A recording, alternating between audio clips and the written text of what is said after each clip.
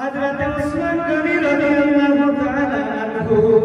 যখনই কবরের পাশ দিয়ে তিনি যেতেন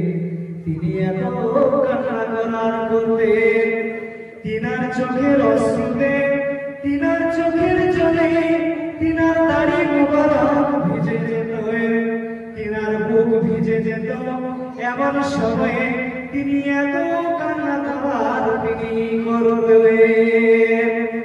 কবরের সামনে গেলে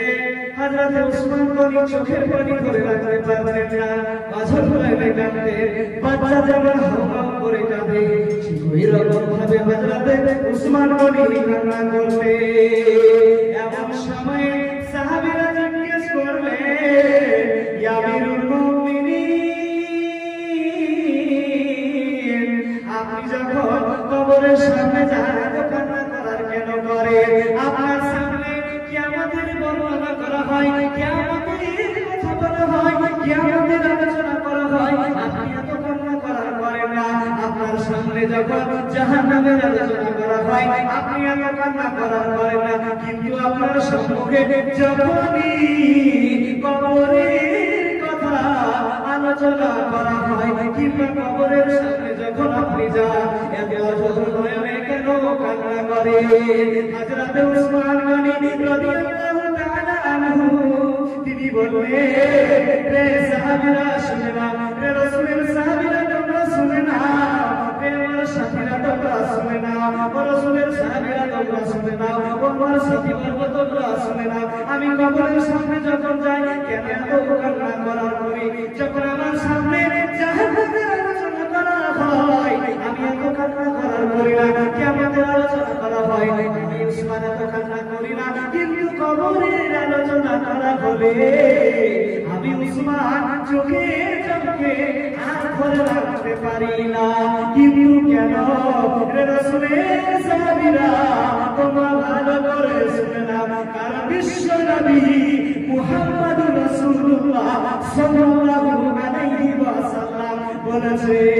আল কবরু রুসাতুন মিন রিয়াজিল জান্নাহ আও খুবরাতুন মিন খুবরিন নার কারণ আমি কবরের সামনে গেলে এই জন্য এত কান্না করি কারণ এই কবর কার জন্য হলো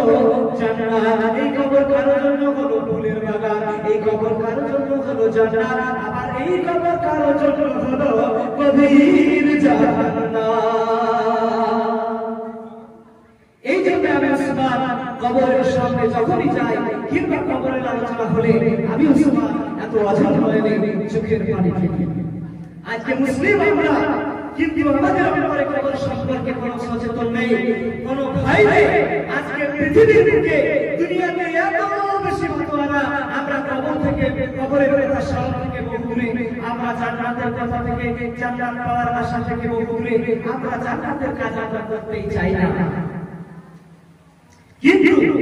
মানুষ যদি জান্নাত পেতে চায় তবে মানুষকে ঠিক করতে হবে আল্লাহ রাসূল তিনি তার উম্মতের জন্য উম্মাতুল মাদিনের জন্য তিনি হাদিসের মধ্যে কি বলেছেন আল্লাহ নবী বলছে পৃথিবীর বুকে মানুষ আমি আপনি যদি চাই যে জান্নাত পাবো ইচ্ছা করলে জান্নাত পাওয়া যায় না কিন্তু ইচ্ছা করলে জান্নাত পাওয়া যায় আল্লাহ নবী বলছে মানুষ যদি ইচ্ছা করে কিয়ামত পর্যন্ত যদি ইচ্ছা করে ও জান্নাত যেতে পারবে না কিন্তু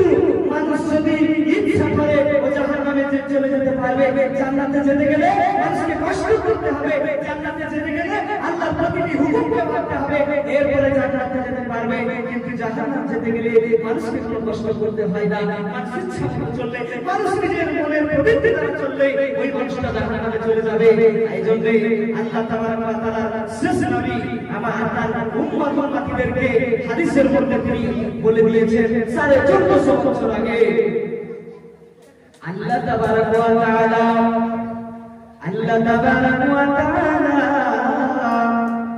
যখন জান্নাতকে এবং জাহান্নামকে বানালেন জান্নাত জাহান্নামকে যখন আল্লাহ তাবারক ওয়া তাআলা বানালেন বানানোর পরে জিবরিলকে ডাক দিয়ে বলল রে জিবরিল তুমি শোনো আমি আল্লাহ তাবারক ওয়া তাআলা যেই জান্নাতকে বানিয়েছি জিবরিল রে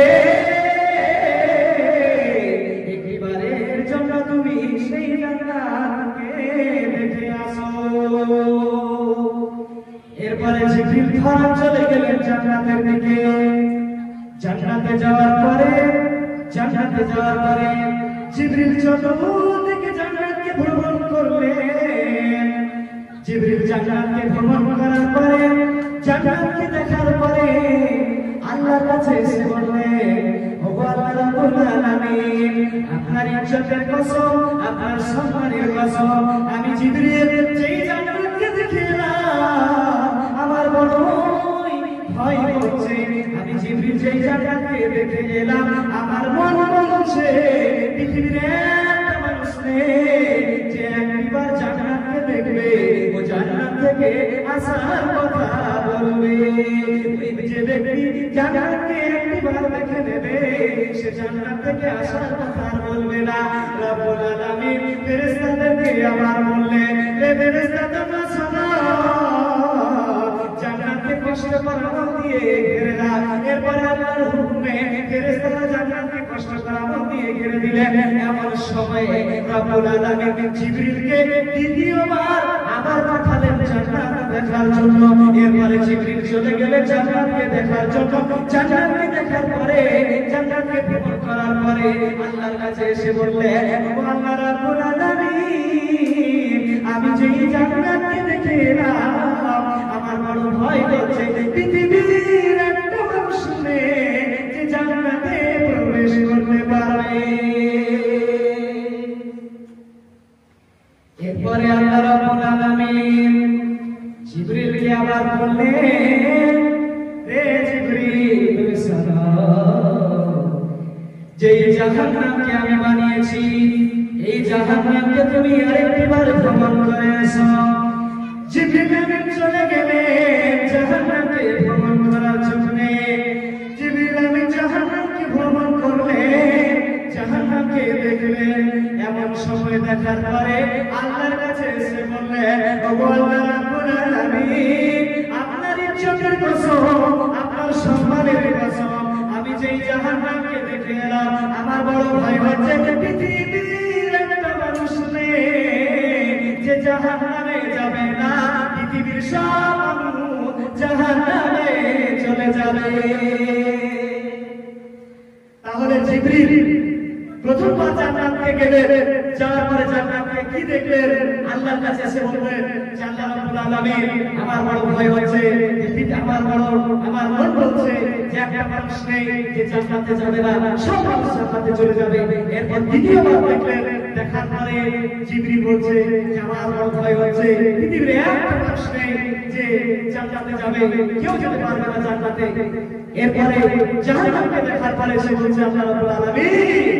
আমি যেই জাহান্নামকে দেখে এলাম আমার মন বলছে, আমার বড় ভয় হচ্ছে পৃথিবীর একটা মানুষ নেই যে জাহান্নামে যাবে না, সব মানুষ জাহান্নামে চলে যাবে। তাহলে জিবরিল আমিন কি এমন দেখলেন জাহান্নামে, কি এমন দেখলেন জান্নাতের ভেতরে? জিবরিল আমিন কি এমন দেখলেন জান্নাতে, কি এমন দেখলেন জাহান্নামে? বিশ্বনবী মুহাম্মদ রাসূলুল্লাহ সাল্লাল্লাহু আলাইহি ওয়াসাল্লাম হাদিসের মধ্যে তিনি বলেছেন,